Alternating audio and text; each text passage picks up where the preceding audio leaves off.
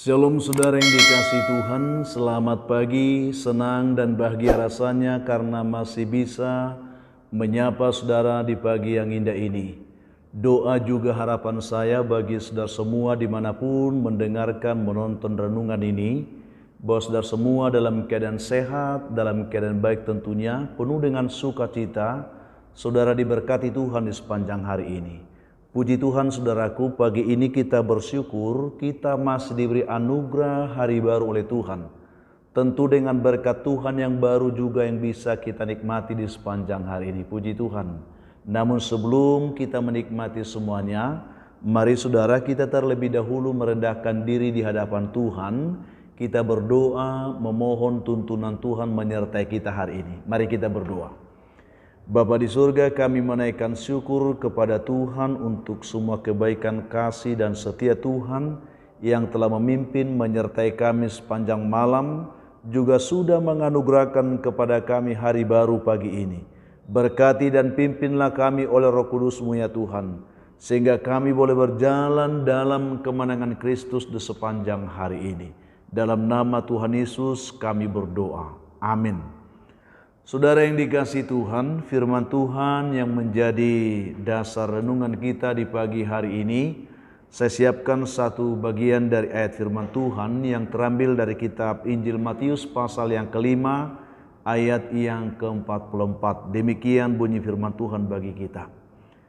Tetapi aku berkata kepadamu, kasihilah musuhmu, dan berdoalah bagi mereka yang menganiaya kamu. Demikian jauh pembacaan firman Tuhan bagi kita pagi hari ini.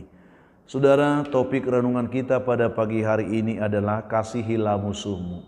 Tentu ini menjadi sebuah pergumulan besar bagi kita, di mana terkadang ego dan kemanusiaan kita seringkali memaksa kita untuk tidak dapat mengasihi, bahkan untuk selalu menanamkan dalam hati kita sebuah kebencian, amarah, dendam dan seterusnya. Tetapi pagi ini saudara, mari dengan kebenaran ini Tuhan mau supaya kita hidup di dalam kasih. Mari kita membuka hati. Benjamin Franklin saudaraku pernah berkata demikian. Kasihilah musuhmu karena mereka itu memberitahu kesalahanmu. Jadi tidak semua mungkin orang-orang yang kita benci itu menjadi sesuatu yang harus kita singkirkan, karena ada begitu banyak pembelajaran yang bisa kita dapatkan dari kehidupan mereka. Dikisahkan saudara, suatu kali Jenderal Robert Lee, ini seorang jenderal Amerika yang sangat terkenal saat terjadi perang saudara di Amerika. Dia dipanggil oleh Presiden Konfederasi David Jefferson pada saat itu. Dia dipanggil untuk dimintai komentarnya tentang seorang perwira lain yang tentunya memiliki masalah pada saat itu. Saat Jenderal Lee mengatakan tentang hal-hal yang baik mengenai perwira yang dimaksud oleh presiden itu, semua orang tahu bahwa perwira yang dimaksud oleh jenderal ini adalah musuhnya. Dan dalam setiap kesempatan mereka tidak pernah bisa bertemu. Apalagi jenderal yang dimaksud ini merasa bahwa Lee ini merupakan saingan yang harus disingkirkan. Ketika melihat apa yang dilakukan oleh jenderal Lee pada saat itu, seorang perwira lain, dia bertanya dengan penuh keheranan kepada jenderal ini. Dia katakan, "Jenderal, tidakkah engkau tahu bahwa perwira yang engkau sanjung-sanjung di hadapan presiden itu adalah musuhmu yang paling besar, yang senantiasa menjelek-jelek kamu di depan orang?" Itulah yang dikatakan kepada jenderal itu. Tetapi saudara, Jenderal Lee pada saat itu dia berkata demikian. "Ya, saya tahu itu. Tetapi presiden menanyakan kepada saya pendapat tentang dia. Presiden tidak menanyakan pendapat perwira itu tentang saya. Sehingga saya harus memberi jawab menurut saya pendapat saya terhadap jenderal yang engkau maksud itu, perwira yang engkau maksud itu. Saudara yang dikasihi Tuhan, setiap orang tentu memiliki karakter yang berbeda-beda. Ketidaksanggupan kita untuk memahami karakter seseorang itu sering menjadi penyebab terjadinya kesalahpahaman tentang orang tersebut. Mari saudaraku, pagi ini kita perlu belajar bagaimana memahami karakter orang-orang yang ada di sekeliling kita. Selain masalah karakter juga, pola pikir dan juga cara pandang ini juga sering menjadi pemicu terjadinya konflik di antara kita dengan orang lain. Pola pikir, cara pandang kita juga sangat menentukan. Apalagi ketika diperhadapkan dengan kepentingan-kepentingan tertentu. Hal itu sering menjadi penyebab terjadinya pertentangan dan bahkan permusuhan di antara satu dengan yang lain. Bukankah itu yang sering kita alami dalam hidup ini? Tetapi sebagai orang percaya, saudaraku, kita dituntut untuk selalu bersikap baik. Baik terhadap diri sendiri, baik terhadap sesama, dan bahkan juga baik terhadap musuh. Bahkan Tuhan Yesus, Dia berpesan dengan tegas kepada para muridnya, juga kepada kita pada pagi hari ini. Kasihilah musuhmu dan berdoalah bagi mereka yang menganiaya kamu. Apa arti semua ini, saudaraku? Mari kita belajar untuk melihat bahwa musuh itu bukanlah sesuatu yang harus kita singkirkan. Musuh bukan merupakan seseorang yang harus membuat kita harus hidup di dalam kebencian. Tetapi mari kita menunjukkan jati diri kita sebagai orang percaya, sebagai orang Kristen yang harus selalu menyadari bahwa dasar kita mengasihi musuh kita adalah kasih Kristus yang telah lebih dulu mengasihi kita. Bukankah sesungguhnya kita adalah seteru dari Allah sendiri? Kita musuh Tuhan, saudaraku. Oleh karena kita orang berdosa, kita orang jahat. Tetapi tidakkah kita sadar bahwa Allah menunjukkan kasih-Nya kepada kita justru ketika kita masih berdosa. Kita adalah seteru dengan Tuhan, tetapi di sana Tuhan mengasihi kita. Dia berbuat yang terbaik bagi saya dan saudara sehingga kita diangkat, kita bisa diperdamaikan kembali dengan Allah. Oleh karena itu, saudaraku yang dikasihi oleh Tuhan Yesus Kristus, mulailah dari diri kita sendiri untuk selalu dapat melihat siapapun dia seperti Tuhan melihat mereka. Bukan semata-mata seperti yang kita lihat dengan mata jasmani kita. Tetapi belajarlah untuk melihat segala sesuatu, termasuk orang-orang di sekeliling kita itu, bahwa mereka adalah orang yang dikasihi Tuhan. Maka seharusnya juga kita pun harus mengasihi mereka. Mari melihat mereka dengan penuh kasih.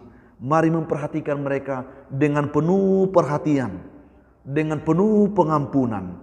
Jangan pedulikan apa yang dikatakan orang terhadap dirimu. Tetaplah memperkatakan perkataan yang baik tentang mereka. Ini yang perlu. Firman Tuhan katakan, jangan membalas kejahatan dengan kejahatan, tetapi balaskanlah kejahatan itu dengan kebaikan. Ini menjadi sebuah tanggung jawab yang diberikan Tuhan kepada masing-masing kita. Oleh karena itu, saudaraku, firman Tuhan meneguhkan kita pada pagi hari ini. Kalau kita baca Roma 12 ayat 20 sampai 21, demikian kata firman Tuhan. Tetapi jika seterumu lapar, berilah dia makan. Jika ia haus, berilah dia minum. Dengan berbuat demikian, kamu menumpuk bara api di atas kepalanya.